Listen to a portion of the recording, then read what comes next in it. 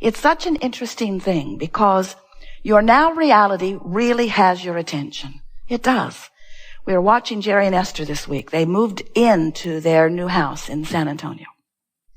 After 5 years of construction, very slow-moving construction. And they've been perfectly happy with the slow-moving construction because they've never been there anyway, hardly. And so, but finally, Jerry says, let's get this done. So they set a move-in date, and in they moved. And as Esther is walking around, she is just knocked over at the beauty of the place. It is everything that they have been dreaming about, and it is the combination of all the little things they've been picking and choosing and picking and choosing and picking and choosing. But to see it all assembled is sort of like what it must be like for you when you finally let go of your resistance and go into your vortex and find everything that you've been asking for there all at once. So they walked in and oohed and awed. Esther said it was a jaw-dropping experience and took 4 days to get her mouth shut because it was really, really amazing. But they were assigned by someone in charge of this last construction to give a punch list. And so Esther is walking around with her tape recorder looking for things to put on the list that they can tend to in the 5 months that they will now be away. They were there 9 days, and during the 9 days, Jerry and Esther made a very large list of nothing very important, but lots and lots and lots and lots of details. It was fun at first. And then Esther started noticing, somebody knocked a ladder through one of the shoji doors. That bothered her. And someone had knocked a hole over here. In other words, construction things are sort of hard on things. And Esther said to Jerry, our house is old and we haven't moved in yet.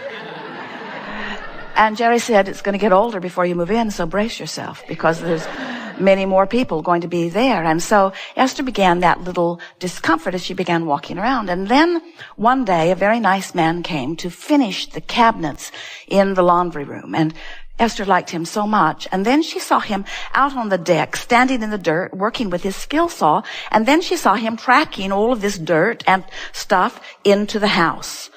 And she said to him nicely, I'm going to get a broom so we can clean up these rocks so that we don't step on them and mark the floor. And he looked at Esther like she was his own annoying mother and said, ma'am, which in and of itself is annoying, I always clean up after myself. And Esther said, I want you to clean up during so that we don't mark up the floor. So Esther cleaned it up and put a mat out for him to stand in so he didn't have to stand in it. And then as he was back in the room, Esther looked down and there was a screw, a long screw, laying on the wood floor just outside the door of the laundry room. And Esther said to him, see that screw? If someone steps on that screw, it's going to make a mark on my beautiful floor. So Esther picked it up and handed it to him. And he looked back at her, sure now that she is his mother. And didn't say anything. And Esther said, well, I'm going to take off. And off they went. And when they came back, the laundry room was beautifully assembled. And about 4 inches from where that screw had been was a big mark on the floor where he had stepped on another screw. Just like Esther created it to be. Esther said to Jerry, look, I pointed that out to him. I told him what would happen, and look what happened. And Jerry looked at Esther and did not say a word.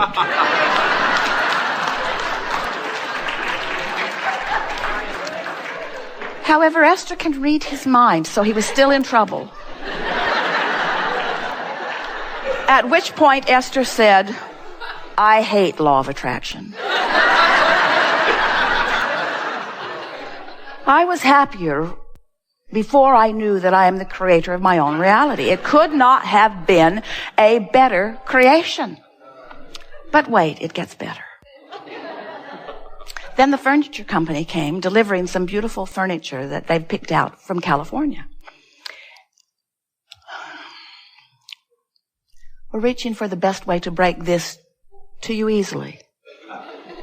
So the nice men bring the big, beautiful console table in. And it's all wrapped up, just like they promised it would be when they said they would deliver it. Wrapped up with foam and cardboard and shrink wrap. You couldn't even see the table. And it was upside down on a dolly, a long dolly. So in they wheeled it, and they carefully cut it with Esther hovering, saying, "It's really shiny. Watch that blade. Be careful with my table. It's one of a kind. I wouldn't want anything to happen to it."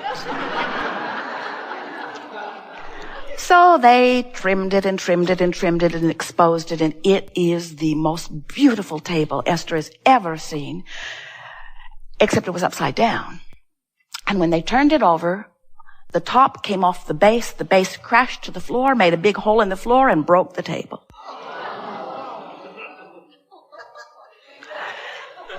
Esther said something that would need to be edited out of this recording if we told you.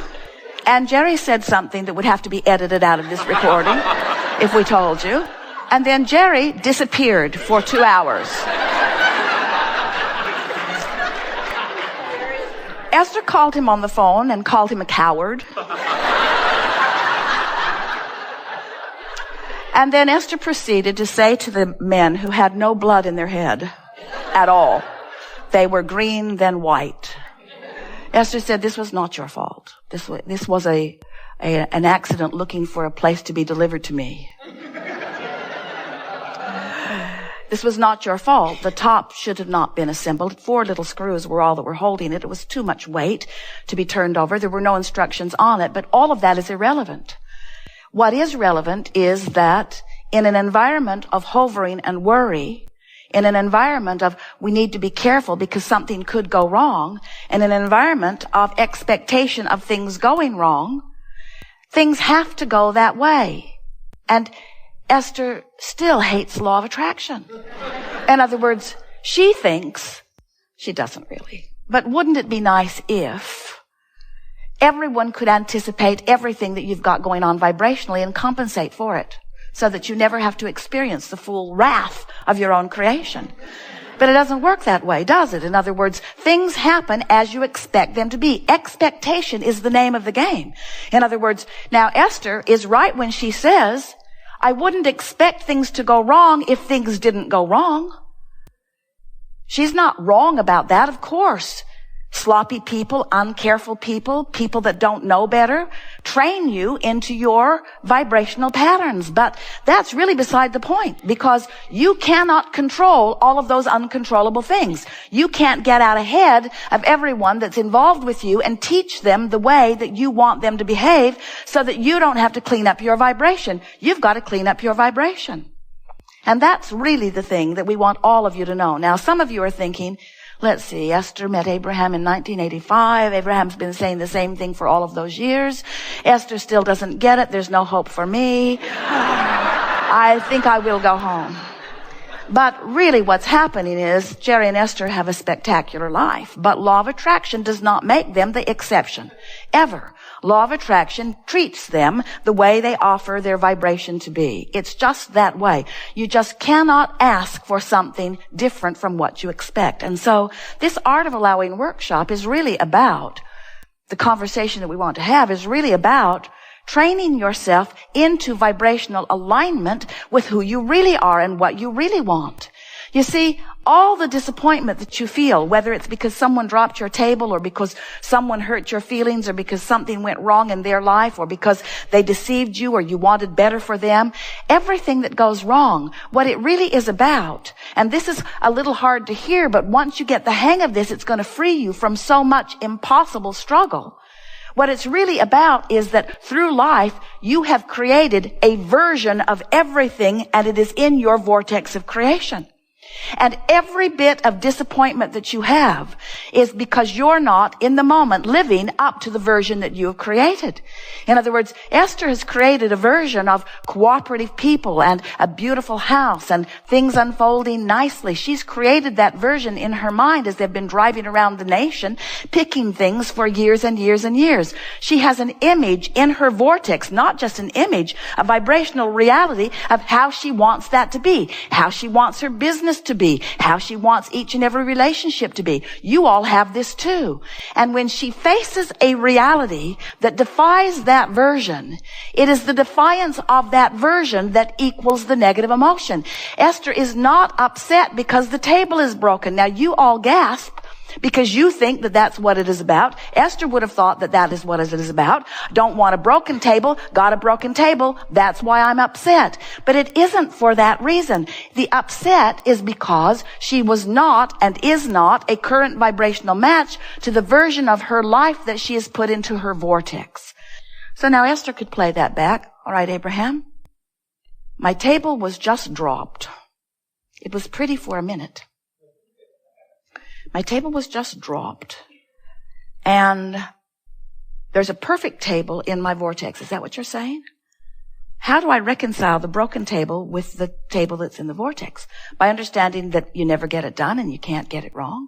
By understanding that the discord is not because the table is broken. Now that's hard to hear.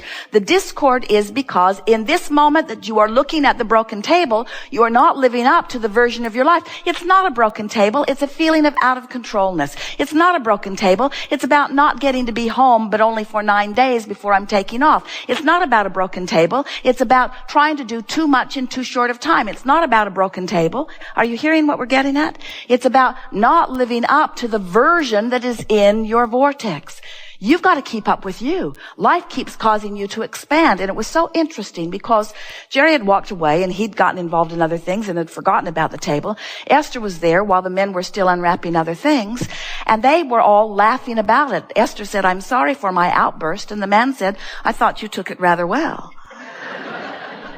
And then they began laughing about it and speculating what now and pondering whether it could be fixed. And Esther's talking about how interesting it is and how all of the pieces seem to be there. And someone really good at it may be able to put it into place, and a really good woodworker, and there are several around. In fact, she knows one, could probably have a very good time making that table new again. Now, later, all through the rest of the week, as Esther is walking by, seeing the broken leg on the table, she is looking at it differently. In other words, past the shock of it and into the solution of it. And that's really what we want to come around to fast. Of course, you're going to take a hit when things don't go the way you want them to. But the thing that you want to remember is that the only reason that anything ever feels bad is because there is a version of everything that you have been involved in, including you, the creator of you, involved with your money, you involved with your lovers, you involved with your relationships of all kind, you involved with your work, you involved with every aspect of life. There is a version of that is offering a very powerful vibration, and when you don't resonate in alignment with it, you feel the discord of it, period. It's never about a table broken. It's only, always, only, always, only, always, ever, always, only, ever, always. It is always, always, always, always, always, always, always about your vibrational relationship with who you are, period. That's all. That's all. And the manifestation time will speed dramatically, because we're not kidding you when we say you were source energy before you came into this body, and you are source energy even though you are in this body. A part of you is here present, this focused genius personality that you know as you, important part of you here in this physical body. And as you are here in this physical body as the leading edge of source energy, you are exploring contrast just like you knew you would, and coming constantly all day, every day to new awarenesses of what would be just a little better than it already is. Even one-celled organisms, every consciousness, which includes all that you know, is having exposure to life and requesting improvement. That's what the evolution of all species is about.